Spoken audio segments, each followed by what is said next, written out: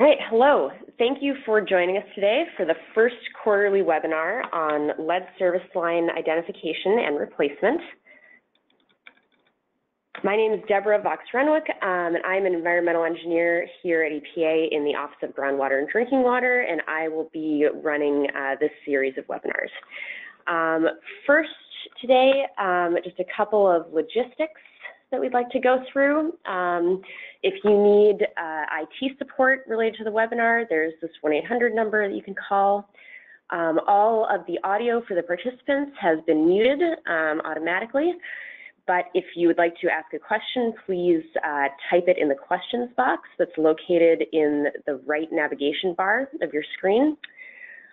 We will have information about future webinars and recordings of the webinars up on our drinking water training website. You have the link there. The webinar slides can be downloaded in PDF form if you look under handouts, also located on the right-hand side of your screen. And now, just to start out, we're going to put a poll up on your screen that will ask you how many people are in the room with you. So if it's check the number there. If it is more than 5 people, please just enter the number in the questions box, and that way we can get a more accurate count of how many people are listening to the webinar today. So I'll give people a minute to get those answers back in, and then we'll start up.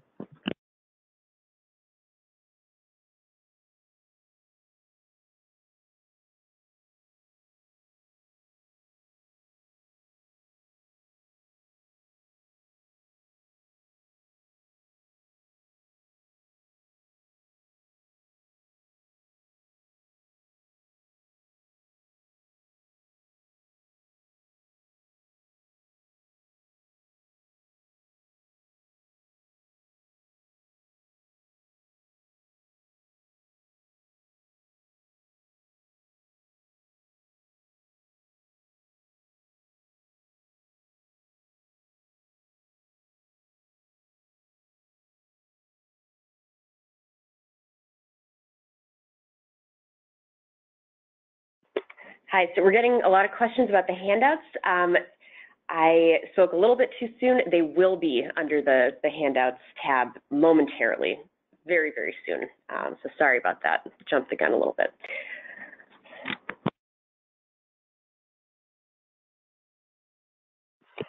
Okay, thank you for answering those poll questions. Now we can kick off the webinar. So these series of webinars are intended to highlight the challenges and successes associated with lead service line identification and replacement. And we'd like to do that by highlighting case studies from water systems and state agencies.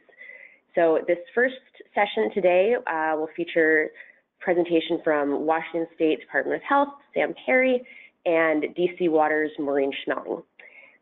The next webinar in June will focus primarily just on state agencies, while the third webinar will feature larger water systems, and the last webinar will feature smaller water systems. So first up today, just to kick things off, we have Michael Goldberg from EPA, who is going to be walking us through EPA's lead service line replacement story map. Great, thanks so much, Deborah. Hey everyone, my name is Michael Goldberg, and I'd like to thank you for attending the webinar today. I'm an environmental engineer with EPA, and I'll be walking through a lead in drinking water story map, which our office created to promote efforts by water utilities, cities and states all around the nation to reduce lead in drinking water. And the story map, which should be up on your screen right now, is called Leaders in Reducing Lead in Drinking Water. So this is kind of the launching page. So I'm going to click the map to open it up here. And feel free to watch me on the webinar as I click through the story map, but also invite you, if you'd prefer, to open up the story map, which you should have a link to on your own browser, and you can kind of follow along with me. So first, some background about the story map. It was released originally as Leaders in Lead Service Line Replacement in coordination with Infrastructure Week 2018 to highlight communities across the nation that were removing lead service lines from their distribution systems. The story map allows users to visually learn about how various cities and water systems have structured their proactive lead service line replacement programs. EPA headquarters chose the highlighted communities in consultation with the EPA regions, the states, and the water systems themselves. The story map was later expanded to include efforts to address lead in school drinking water, prompting the renaming, rebranding of the story map to Leaders in Reducing Lead in Drinking Water. So I've got it up here, and this is the title slide. If you scroll down, you'll start to see some text pop up. This is just additional information about the story map and some of the efforts that EPA is partaking in to facilitate the reduction of lead in drinking water nationwide. Now, if you keep scrolling down, you'll see the map itself. So let's do that. And there's a row of tabs running across the top of the map right here. So the first two tabs right here are about lead in school drinking water, which is an important topic, but given the emphasis of today's webinar on lead service line replacement, we'll click the third tab over, which is the lead service line replacement projects. So I'll just give that a minute to load up, and you should see it on your screens. So from here, you'll see a map of the US with pins marking various lead service line replacement programs from around the country, and they're marked by blue and gray dots. And you can click on a pin to learn more about a community-specific program. So let's zoom into Massachusetts, learn about one of the programs there.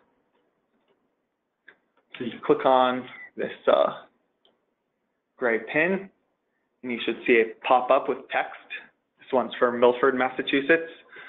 We have some basic information about the water system, you know, the population that it serves, and then a summary about its lead service line replacement program.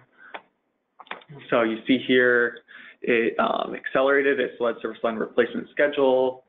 To date, 175 agreements have been signed to remove their lead service lines, and they're conducting additional outreach to the next round of homeowners. So let's click out of this text balloon right here, and we'll pan over to Cincinnati. So you might have noticed that there's gray and blue pins. The blue pins are case studies, and there's no real difference between the case studies and the other ones, except for the case studies just have expanded information about their lead service line replacement programs, as well as some photos. So I'll show you Cincinnati's case study. You see here the first text pop-up looks the same as Milford, but if you click this Learn More, City Program Details hyperlink, which we'll do now, it'll open up a new tab in your browser and load the case study. So I'll just give that a second to load. So there, a new tab in your browser opens up, and the first slide shows summary information about their lead service line replacement program, as well as a photo of a lead service line replacement in progress. This photo is actually from a trip that EPA officials took to Cincinnati to meet with their city and water system leaders, where they also learned about what the city was doing to proactively remove lead service lines and to view a lead service line replacement taking place. So let's scroll down. You can see here actually the community has a goal to remove all lead service lines within 15 years. And then if you keep scrolling down, you'll see a slide about Cincinnati's lead service line inventory map. And there's a link to the map here, which will load up. So just open that. This map is interactive and shows information for both the public and the private side of the lead service line. And you see the legend right here, and you can even click in the search bar and enter your address in. So let's go back to the case study and scroll down to the next slide, which talks about funding the replacement of lead service lines in Cincinnati. You see here that Greater Cincinnati Waterworks offers a subsidy to homeowners of up to $1,500 to help remove the private side of the lead service line. And they also provide additional assistance for low-income homeowners. If you continue to scroll down, this is the last page, and it shows a picture of the Greater Cincinnati Waterworks building and has additional resources for you to check out if you're interested. So that's the Cincinnati case study. Let's go back to the tab for the story map.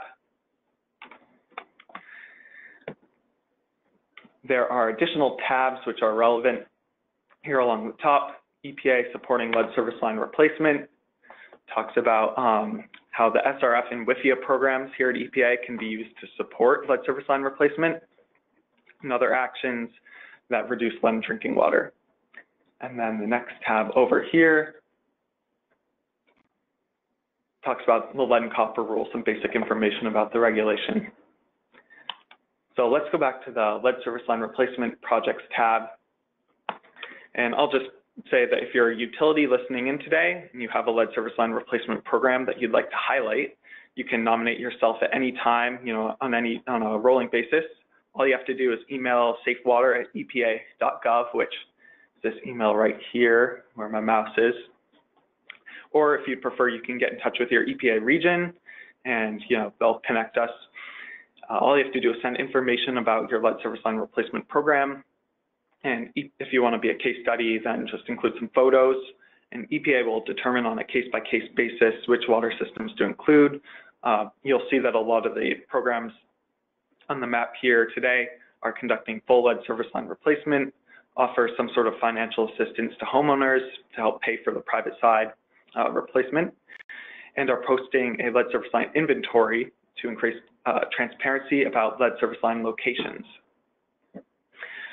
So in summary, there are many, many more great programs around the country than what we've just included here. Our purpose wasn't to track every single one, but just to start out by showcasing a few, hoping that the recognition that this map can give water systems will encourage others to take action to reduce lead in drinking water, and that by showcasing the different ways that the communities are structuring their programs, it can encourage or maybe inform others that are on the verge of creating their own, might give them some ideas about how they might want to structure their own. So I'm excited to hear Sam and Maureen's presentations. So Deborah, can we hand it over? Sure, thank you. All right, thanks, Mike. And you'll see in the slides we've included the links to those 2 pages that Mike showed. So you can check out the story map on your own, and also please send in your programs to be included. All right, so next we're going to hear from Sam Perry. Sam currently serves as the supervisor of the Engineering and Technical Services section in the Office of Drinking Water at the Washington State Department of Health. It's been almost 25 years since he earned his master's in civil engineering from the University of Washington, where his thesis work focused on corrosion control. Prior to this time, Sam earned a BS in Civil and Environmental Engineering from the University of California, Davis, where he graduated with high honors. He's a recipient of the AWWA Larson Aquatic Research Support Scholarship and has twice been recognized at AWWA national conferences for his poster presentations. He's prepared numerous papers and conference proceedings on a variety of water-related subjects and has contributed to the development of national and international references on water supply. He currently lives with his wife and 2 young daughters who all appreciate the value of safe and reliable drinking water. So I am going to hand over control to Sam and take it away with his presentation on listening for lead in Washington State. Great, I'll just take myself off mute and start from the beginning of the presentation. Thank you very much, Deborah. Can you see my slides clearly, Deborah? Yes, looks great. Thank you. Okay, great. So thank you very much for that introduction, Deborah. As Deborah noted, I work at the Washington State Department of Health, Office of Drinking Water, where our mission is to work with others to protect the health of the people of Washington State by ensuring safe and reliable drinking water. And as the title of my presentation implies, we've done a lot of listening over the past 3 years in our ultimate goal to be 100% lead-free. And 2 of the people who have done some of the most listening are my colleagues Nathan Ikahara and Scott Torpy, pictured here to my left and right. Nathan and Scott have spent countless hours communicating with water system staff and listening to their stories throughout the state as we've worked to develop a more detailed understanding of how many lead service lines and lead goosenecks exist, and then what we at the state level can do to help facilitate the removal of these pure lead service line materials toward our ultimate goal of being 100% lead-free. Before I get into the details of my presentation, I'd like to acknowledge two groups of people. First, the people who own, operate, and manage water systems throughout Washington state. Water system staff have worked with us throughout the process, starting with roughly a dozen who helped us develop the survey that would help us gather information while not being overly burdensome to complete. Then, the larger pool of water systems who responded to our survey, as well as the many water systems who went above and beyond what we were asking for in our survey through a detailed review of their records, conversations with long-serving staff, and even field work such as potholing individual service connections in various parts of town to provide well-informed responses. Second, I'd like to acknowledge my many colleagues besides Nathan and Scott who were involved in this effort.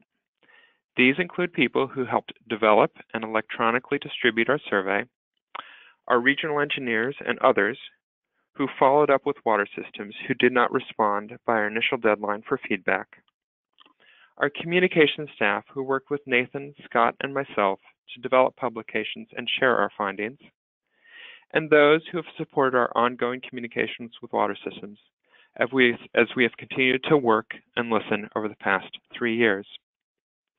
Now, I do work at the Washington State Department of Health, and we're very concerned about public health and the health effects of lead. And I could mention the irreversible intellectual impairment of children, but I'll just say lead is bad. And I could go on to the ways that lead has significant societal costs, but I'll just say lead is really bad. And I could go through how lead impacts nearly every system in the body, from the reproductive system to the cardiovascular system. But I'll just summarize by saying lead is really, really bad. Unfortunately, with all this discussion of how bad lead is, there's a message that often gets missed, and that is lead exposure now is much, much lower than it was decades ago. Now, with regard to the health effects of lead, I'm going to highlight a couple items here. And that's because research has indicated these effects have been tied to lead service lines and corrosive water, in some cases recently, and in other cases roughly a century ago. With regard to miscarriages and stillbirths, studies comparing births in Washington, D.C. and Flint with neighboring communities indicate a significant drop in healthy births in D.C. and Flint following changes to their water supply and spikes in lead release. And in 2016, research from Harvard found that communities in the early 20th century, the early 1900s, with lead service lines had higher crime rates. And as I alluded to, there have been some really significant benefits from reduced lead exposure. In many ways, the reduced lead exposure that we've experienced over the past few decades, both in the United States and in other countries, is a huge public health success story. For example, higher blood lead levels are associated with an increase in crime. And crime rates in the United States now are much lower than they were in the mid-1990s. In 2009, an analysis of lead-based paint hazard control indicated a benefit of $17 to $221 for each dollar invested. And in 2011, a review of the global phase-out of leaded gasoline indicated an annual benefit worldwide of more than $2 trillion. Now, going back to lead service lines by state. One way of looking at the presence of lead service lines is not by the estimated bulk number in each state, but rather by the number of service lines per 1,000 population. So if you look over here on the far right side of this figure, you can see that Western states are in some ways very fortunate to have very few lead service lines with respect to the size of their population. And there's where Washington started out, and that was our starting point based upon this article in journal AWWA by Cornwell and others. So in May 2016, in light of public health concerns about lead, and especially lead service lines and lead in drinking water, our governor signed Directive 1606, which was an executive order, essentially, directing state agencies to address various aspects of lead hazard control. Our colleagues in other parts of government worked on the first two elements of reducing lead exposure in schools, childcare settings, and rental properties, and improving the state's blood lead level monitoring program. In the Office of Drinking Water, we worked on items 3 and 4, which was to work with each water system to identify all lead service lines and lead service components within 2 years, and work with stakeholders to develop policy and budgetary proposals with the goal of removing all lead service lines and lead service components within 15 years, or by May 1st, 2031. Now, Washington State's experience, this slide illuminates some of the key lessons from what we've learned.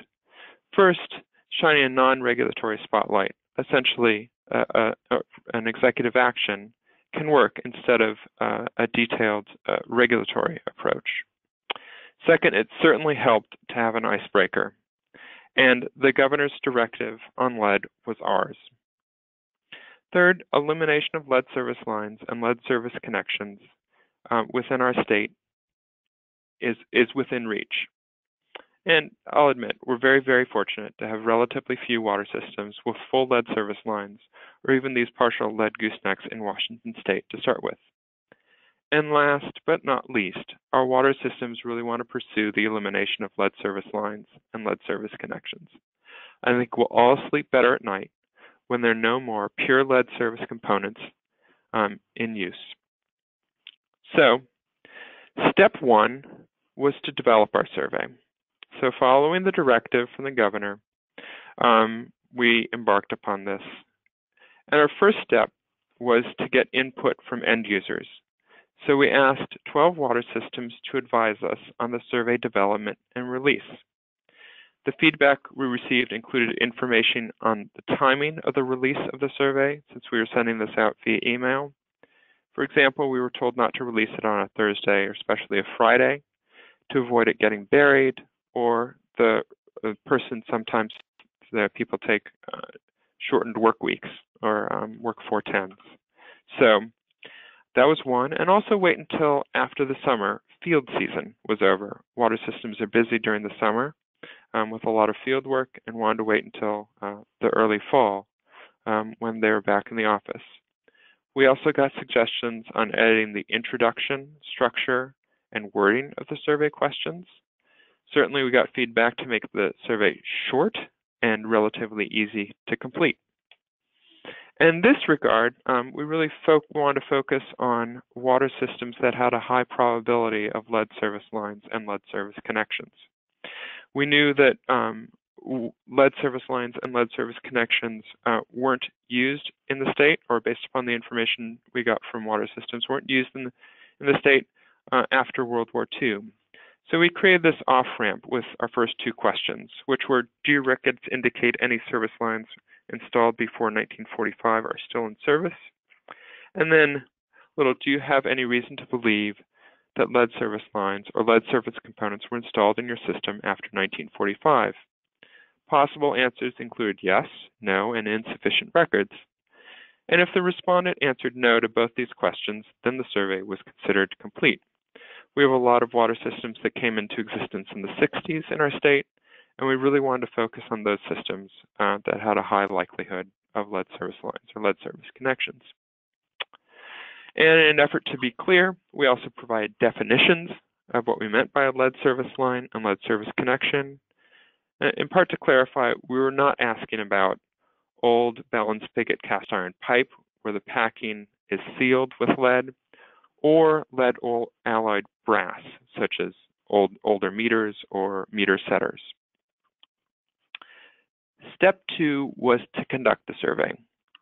And we weren't just sending the survey out, we were selling it. Our marketing efforts included publishing an article in one of our quarterly publications that's sent out to all water systems. And then we emailed all water systems on October 17th, letting them know we were going to send out a survey before we sent it out a week later on October 24th. And we sent the survey out to nearly all 4,100 water systems in Washington state. This includes community, non-transient, non-community, and transient non-community water systems like campgrounds. And this included all water systems for which we had a valid email address. As the deadline for the response to the survey neared, we called each non-responding water system serving more than 1,000 connections. We let them know the surveys would be made available to the public. And then we extended our original deadline to complete the survey based upon some of the feedback we received and things we heard at that time. The initial request was to respond by December 1st, and later we extended that to December 16th. Then in January, we reopened the survey to capture a few large systems who had not yet responded. And in February 2017, we published a 2-page report of our findings and eventually released the full survey report. Step 3 was to review the data. Between the time we released the initial summary of our findings and the final report, Nathan and Scott reviewed the data and followed up with water system staff where responses seemed odd or misleading. Overall, we heard from 686 of the roughly 4,100 public water systems in the state. Now, these 686 included nearly all the water systems that served more than 1,000 connections. So, while we heard back from only 17% of the total number of systems in the state, these systems covered more than 2.2 million service connections, or about 90% of all the service connections in the state. Of these 686 respondents, 5 water systems indicated they knew or suspected they had lead service lines. And between the 5 of them, there was a total estimated number of 916 such service lines, representing 0.04% of the 2.2 million service connections from the responding systems. And 15 water systems reported a total of 6,370 lead service connections, or goosenecks. And 40 water systems serving more than 1,000 connections report unknown for the number of lead service lines, or goosenecks. So clearly, we had some more work to do. Step 4 was post-survey follow-up, which included release of the full report in October 2017 to the secretary of our agency, the governor, participating water systems, and the public. Following the release of the report, Nathan and Scott followed up with water systems staff again in the early part of 2018 with phone interviews with about 40 water systems who reported or suspected they had lead service lines or goosenecks, and water systems with more than 1,000 connections answering unknown for the estimated number of lead service lines or lead service connections.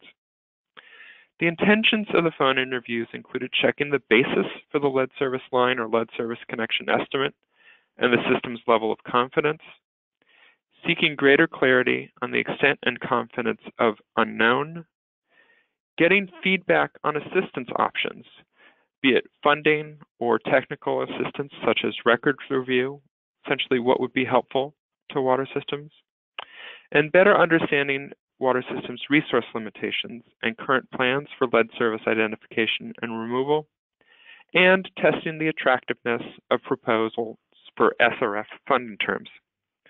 So Nathan and Scott were spending a lot of time listening and learning in early 2018. And what was the follow-up to that? Well, one follow-up finding was on the number of lead service lines. Of the 5 water systems that initially answered yes to the presence of lead service lines, 3 revised their original estimates to 0. They were initially responding conservatively, and in the intervening time, they were able to speak with more confidence that they did not have any lead service lines. One water system completed replacement of all known lead service lines, and we still have one water system that believes the original estimate of 300 lead service lines is still valid. With regard to lead service connections or goosenecks, we still have a lot of work to do. There are roughly 5,000 or 4,840 lead goosenecks, to be precise, throughout the state, spread out amongst 14 water systems.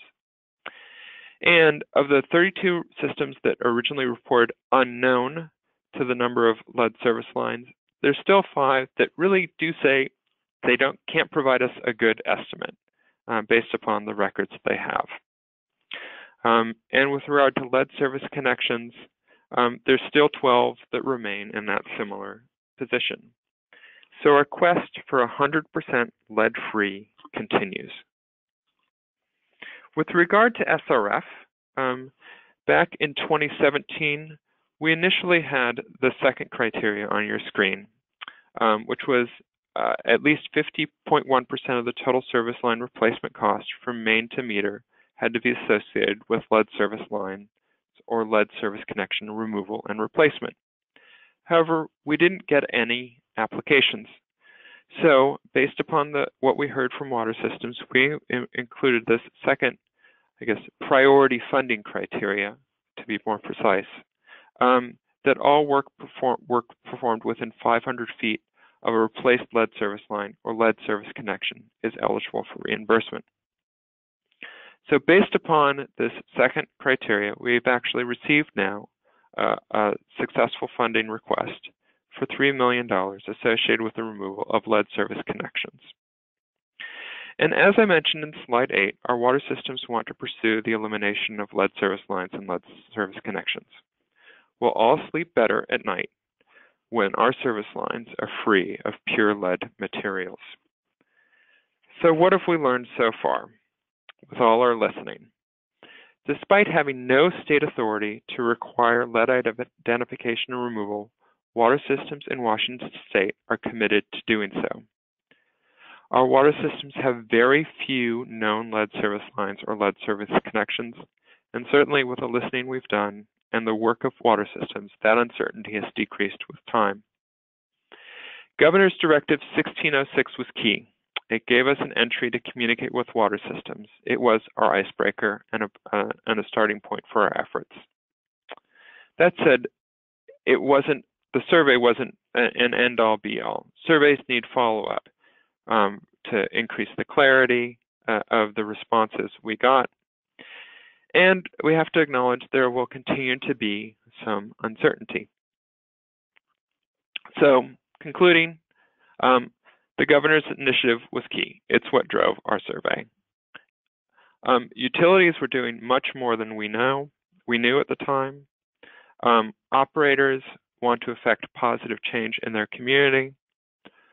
Large utilities cooperated and were very forthcoming with information in the conversations that Nathan and Scott had. The survey supported and in some cases triggered action at water systems. And really the only help utilities need is money. When we asked about technical assistance, we didn't get any takers. And the survey has helped align our loan program with utility needs. So with that, I'm encouraged to take a moment to write down any questions you have for me or perhaps Michael. And then I am going to show my contact information. But honestly, if you want to find me, you can just Google my name and add drinking water. And let's see, I think, Deborah, would you like to? Oh, yep. Thank you, Martha. Taking control back, and I'll go on mute. Thank you very much. Yeah, thank you, Sam. Like Sam said, please, please type your questions into the questions box, and we will be asking them after Maureen's presentation. And also a reminder that if you have more than one person in the room watching your webinar. If you could please, and you haven't answered the poll at the beginning, if you could type into the question bar just how many people are watching with you, that will help us get a more accurate count of how many people this webinar is reaching. So now we're going to hear from Maureen Schmeling at DC Water. She is the Director for Water Quality and Technology for DC Water and has been there for 14 years. Prior to DC Water, she was a consultant with the Cadmus Group supporting EPA's development of drinking water regulations. She has a master's in environmental engineering from Clemson University. And her presentation today is going to be about DC Water's service line map and methods to improve service line inventory. So Maureen, I am going to pass the screen over to you. Okay, it's coming. Yep, bear with us. There we go. Thank you. Okay. So good afternoon. Today I'm going to talk about our service line map and methods to improve service line inventory. And the presentation outline is first I'll talk about our sources of data for our inventory, and then how we use that data to create the map of the service line materials. So we have an interactive map that customers can access via the web, and they can type in their address, and it'll show the service line material information we have for that address. And then lastly, I'll talk about the methods we're using to improve our service line material inventory.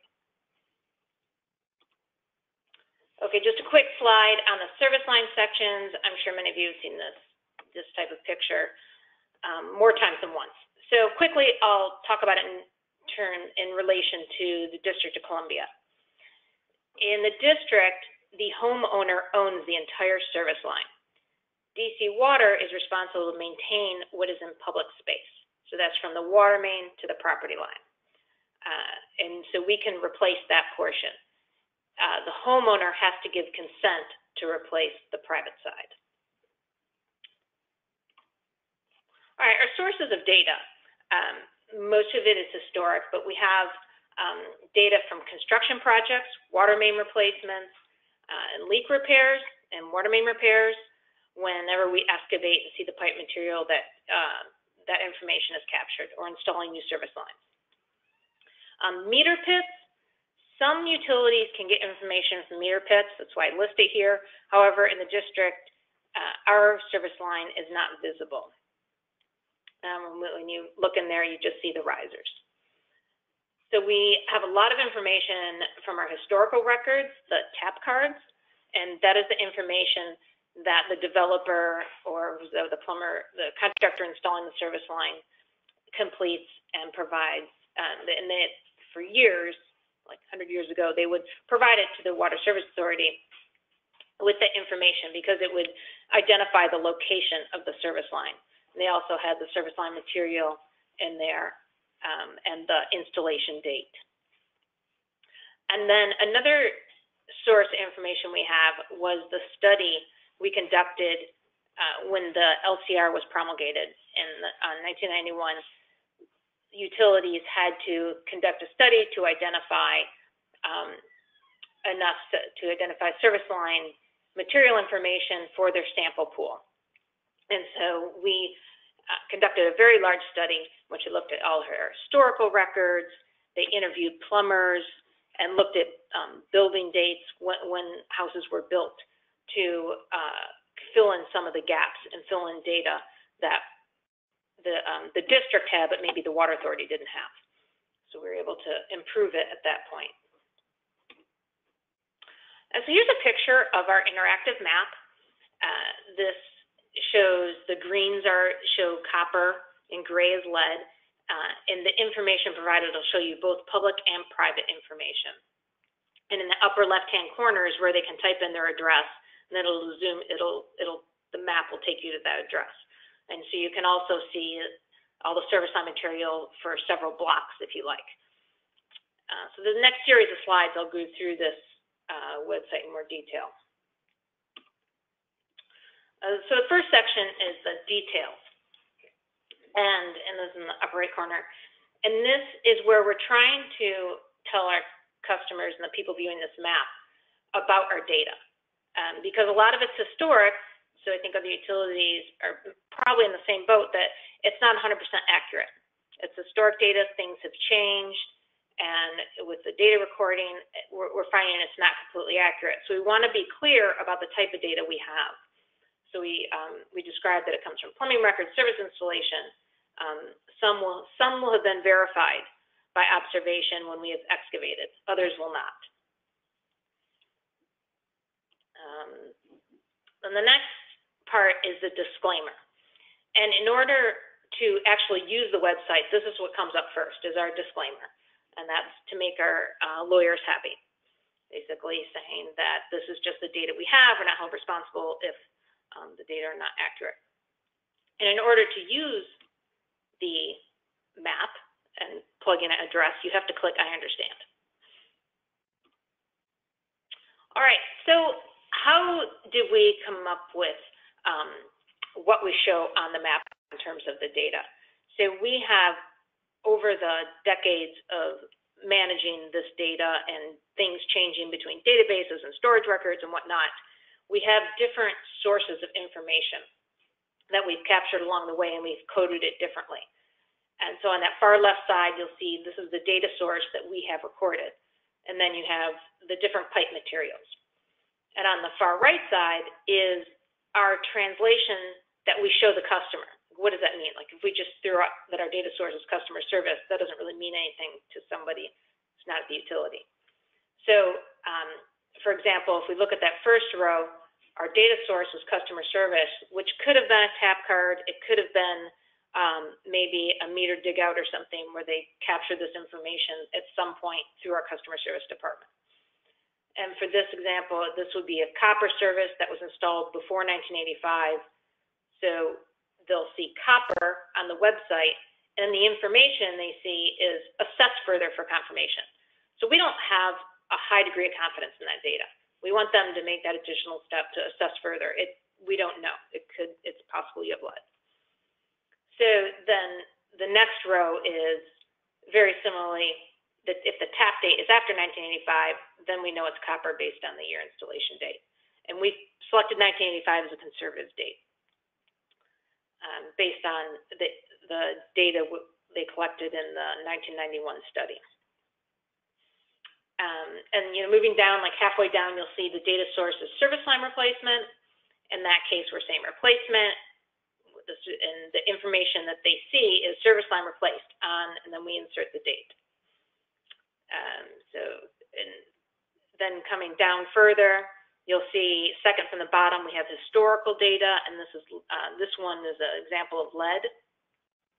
For historical data shows lead, what they see is lead, and then the information is lead likely based on historical documentation. So with the lead, we try to be more conservative in that if it shows lead, we want them to think they have lead, since it's a stronger possibility, so that they'll take action. Similarly, we made up the same matrix for the private side. The information on the website, the far right column, is just a little bit different because it's the private side, so maybe going into the home or something. And we've also built in the option for the customer to report the data. So if they report it, then we say customer reported. So it's clear that that was information supplied via that route.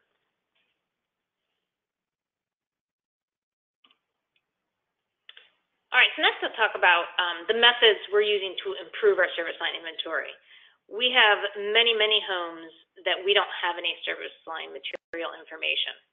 So we want to try and fill in those gaps. And the first is capturing the pipe material at the point of entry, where it breaks through the wall or home. And you can see that first picture up on the right, it's a lead service line. You can see it breaking through. And in most cases, the resident will supply this information. And we ask for a picture of the pipe breaking through the wall. I'm going to talk in more detail on that in the next slide. They could provide documentation from a plumber, or they could even give us the information verbally or just handwritten.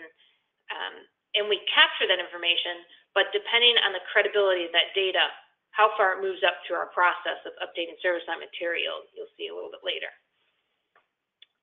And then another one is DC Water observes the point of entry pipe. We often go into homes for water quality complaint investigations, the taste and odor type things. We go into the home and collect water samples. So we've taken the opportunity to also try and see the pipe coming in. So we take pictures and document that. So we're documenting, make sure we are getting that field data documented. And so we gather this information by supplying a questionnaire and then an information sheet on pipe materials. The information sheet describes the different types of pipe materials. You could have lead, copper, galvanized iron, and how to identify that. And then we provide a questionnaire that instructs them to find the shutoff valve and trace the pipe back to where it breaks through the wall or the floor. And if they can see that, then they check what type of pipe material they have, and then send in a picture to us, we ask. And this questionnaire is sent out with all of our lead test kits. For DC Water, we offer a free annual lead test kit, so we get a lot of requests. So we use this as an opportunity to gather information from them. And then on the right side, you can see our data. And we've collected a number of these. We have close to 1,500 responses on this. And the point to note is in that far bottom right corner is about 36% of the time we get a valid photo. And also to note is that the number of non-visible was 304. About 20% of the time the point of entry pipe was reported as not visible. It was actually not visible more, but even 20% of them reported as not. So for utilities considering this method, realize that you're not always going to get a valid response because most of the time they have finished basements and the point of entry is obstructed by wall or something else. Also, before I leave the slide, just to note is that the lead had the highest percent valid photo. So it tends to be these older homes kind of back in the basement where they haven't done much renovation yet and remove those lead lines. This is more of a description on the pictures of the point of entry that I talked about, of why you have to be careful about getting just pictures at the shutoff valve. You want to make sure you're getting it at the pipe breaking through the wall or the floor. And it's a series of photos that are all from the same home. On the left, they've removed that panel door to access the shutoff valves. And you can see that that picture on the bottom is the actual main shutoff valve. And in the middle, there it is enlarged, and it looks like it's a copper service. And you look like you're close to the floor, that should be it. But on the far right, that picture is taken during the lead service line replacement when they've cut away the wall to bring the pipe through. And you can see on the bottom right that there is the lead bulb. I'm having trouble showing with my mouse. There is actually the lead bulb that was commonly seen with lead pipe. So you could see the lead pipe, but it stopped right there and then switched over to copper. So this is a great example of why it's not always visible. And if you see it at the shutoff valve, you can't be confident that that's the same pipe going all the way down. All right, another method we're using is water testing. So when a customer calls and requests a lead test kit, we look to see what type of pipe material they have in our records. If we don't have any pipe material records for them, then we offer them a 10-bottle test kit instead of the standard 2-bottle first draw, second draw. And the instructions are to collect these bottles consecutively, so basically a customer collected lead profile. The lead levels then form that nice picture and can indicate if a lead pipe is present.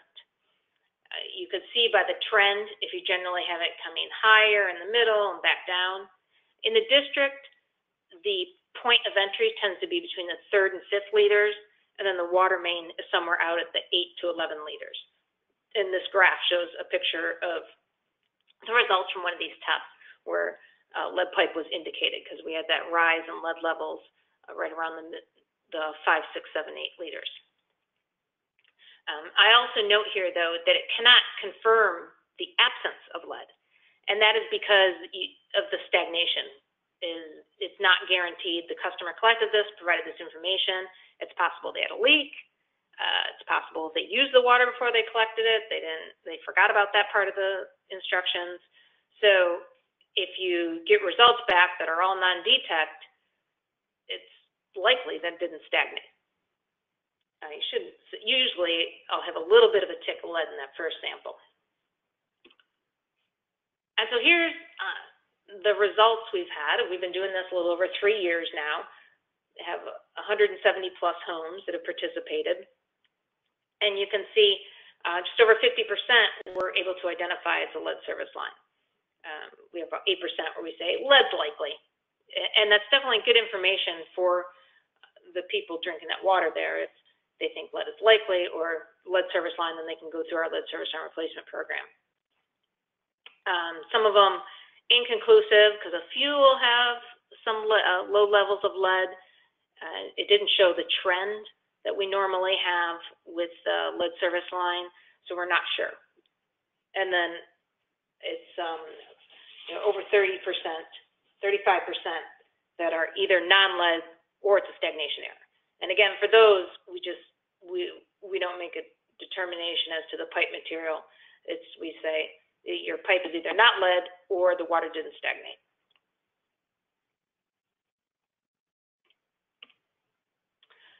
So I have some closing remarks about just in general, when you're working with your service line inventory, if utilities are just starting to establish their database, is to think about your database design to include multiple sections for the service line. You can do main to meter, meter to curb stop, whatever you have, meter to house. But be prepared that you may encounter some service lines where the pipe material changes, and you want to be able to capture that information. Also, plan for receiving information from residents. I talked about the credibility of the data that if somebody just tells you, I see copper coming in, what does that mean? Versus here's a photo, versus here's a plumber's record of what they see. And then subsequently, create business rules for updating your service line information. Even with customer provided stuff aside, you'll have varying levels of credibility to data coming in and how you're going to update that.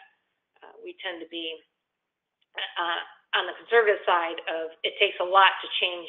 If our information says it's lead, we require a lot more to change that to copper, of documentation to change it to copper, versus if our information says it's copper and they provide us a picture of a lead pipe coming in, then we'll change it to lead right away based on that. So just create your business rules ahead of time. And lastly, water testing can be used to indicate the presence of lead, but not the absence of it. We can also tell from our first and second draw results, often indicate whether there's a lead service line. After you get a lot of samples in and you're used to seeing, you have some good baselines of your data, you can tell if you have a higher second draw, and yeah, they probably have a lead service line. So it's another, it can indicate lead, but unfortunately not the absence of it.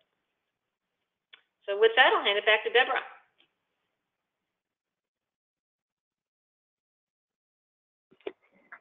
Great. Thank you, Maureen. Let's see here. All right, now we are going to go to the questions and answers. And so I have questions that have been coming in from different people. We're going to start out with questions for Sam.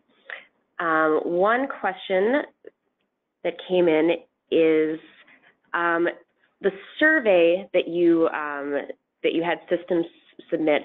Was there any kind of enforcement to ascertain if the information that was submitted on those survey forms was accurate?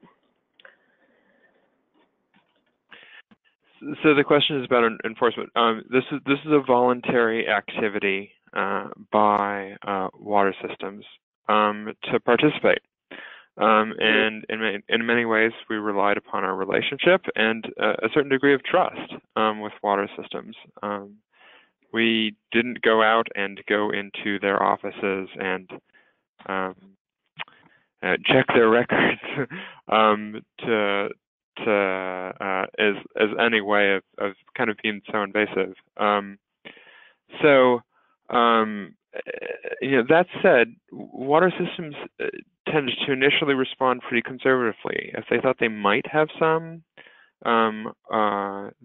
they biased their responses towards saying they had something when our follow-up questioning indicated that they didn't.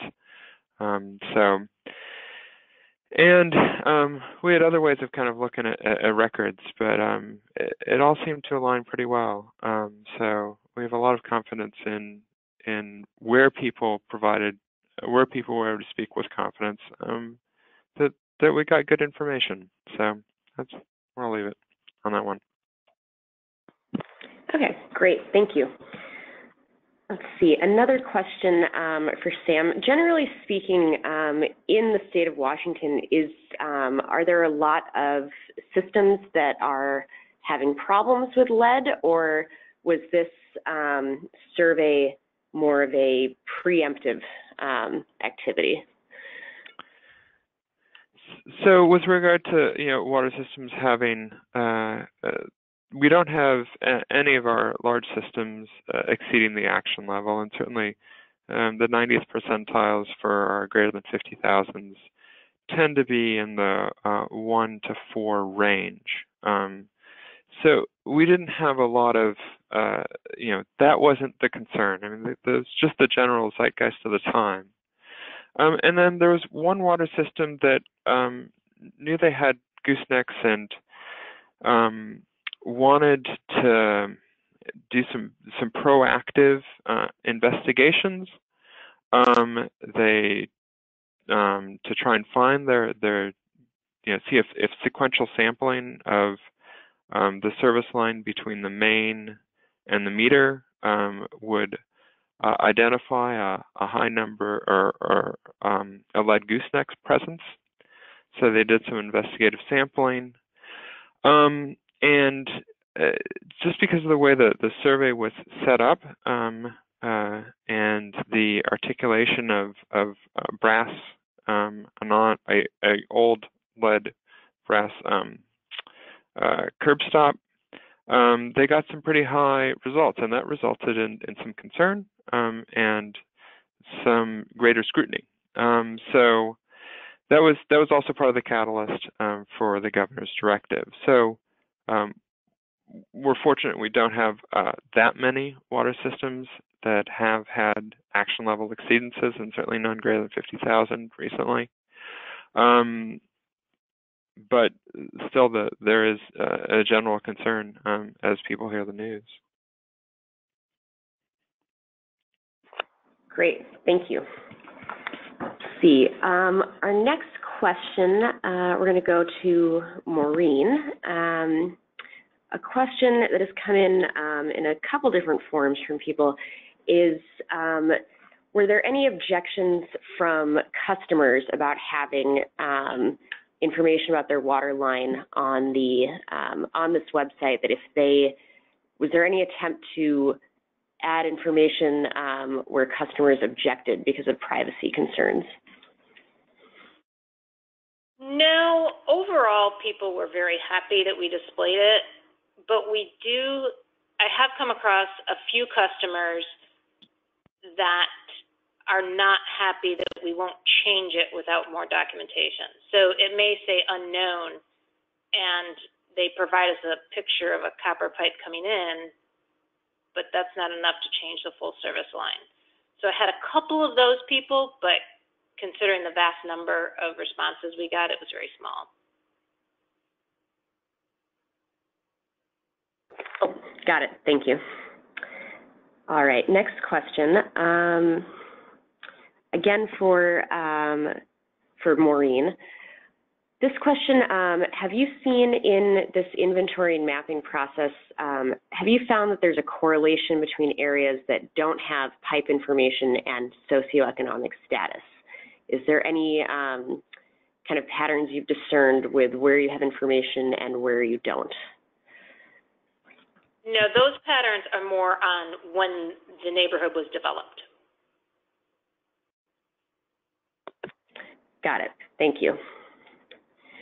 A question for both of you, Sam and Maureen. There's a question about, is there any practical way that you are aware of to identify lead solder without replacing the pipe? Is there any way to identify lead solder that you have heard of? And it's okay if that, yeah. Yeah, so I didn't talk about this, but in our 10-bottle test, and actually all of our lead testing now, the Washington Aqueduct, Army Corps of Engineers, they run our treatment plants. They're also our certified lab, so do all of our metals testing. And I asked about their ability to test for tin, and they developed the method. So they added tin to the analysis.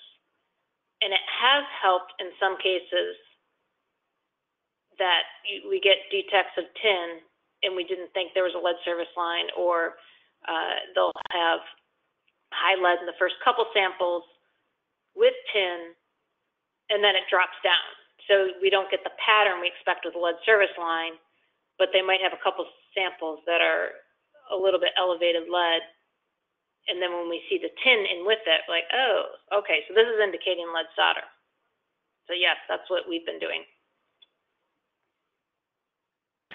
And this is Sam. I really don't have any experience with identification of lead-tin solder joints, either with sequential sampling or material contact methods, you know, such as simple lead test kits you can pick up from a home improvement store, or X-ray diffraction. So, you know, those are ways of testing the surface of materials or what you can touch, but personally I have no experience with them, so I don't know if they work or not.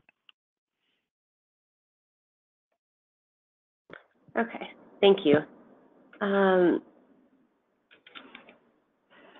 Let's see. Okay, another question for Sam. Were they, with the funding available for lead service line replacement, was there any concern that homeowners would falsely state that they have a lead service line in order to take advantage of this program and get some replacement done, or is that something that is not really an issue? So as far as the use of SRF funds, they're not provided to individual homeowners.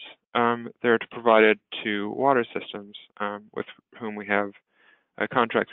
And so we tried to be clear in our definitions. We were looking for lead service lines and lead service connections. We did have one water system try and say, hey, we have lead-backed cast iron joints, pipes. And we said that wasn't what we were looking for as far as material contact goes. So that was one case where we didn't prioritize funding of those main replacements. We're really looking for the lead service line materials, and it's working with water systems through our SRF funding. Oops. Great, thank you. Maureen, another question for you. With the 10 bottle samples, are those samples meant to be taken as quickly as possible through a running tap, or is there are there minutes in between? Can you just elaborate a little bit more on that sampling process? Yeah, this is a standard profiling process. You capture all the water. Nothing lags in between. So one bottle right after the other with the water flowing. We also ask them to remove the aerator. So they do that most of the time.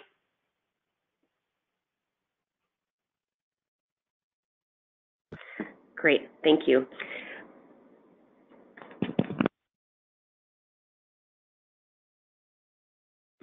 All right, we'll hold on for another minute if people want to get their last questions in. Let's see, here's one that just popped up. this, I guess, is for both of you, either of you, Maureen and Sam. Is it possible or probable for only a fraction of houses on a road to have lead service lines where most of the houses in the same area do not? I guess this comes down to, do you often find that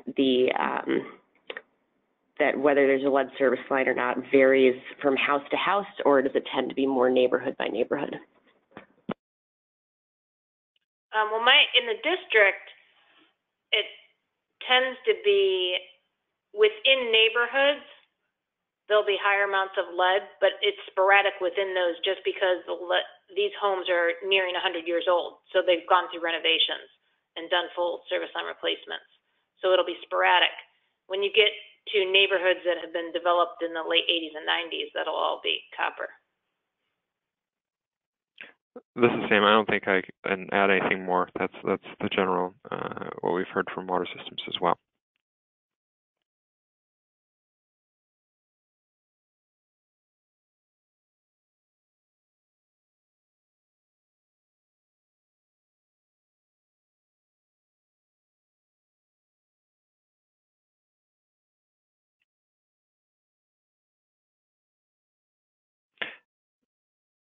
Deborah, any more questions?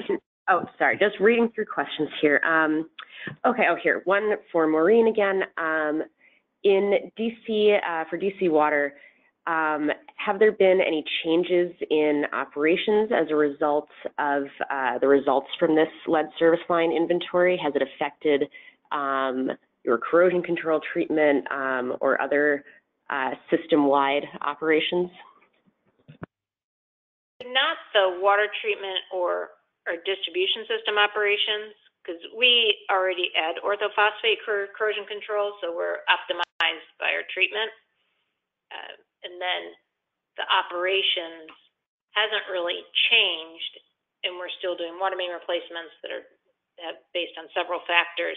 However, the district did recently pass a law funding some private side replacements. So that changes, basically they're going to end up doing more service line replacements. And we'll probably put more money into that. Great, thank you. Let's see, there was a question about also how photographs are sent and received to DC Water, but I think I recall a slide with your form that you email the pictures to DC Water, or you can mail them in an envelope. Is that correct? Yes. Great.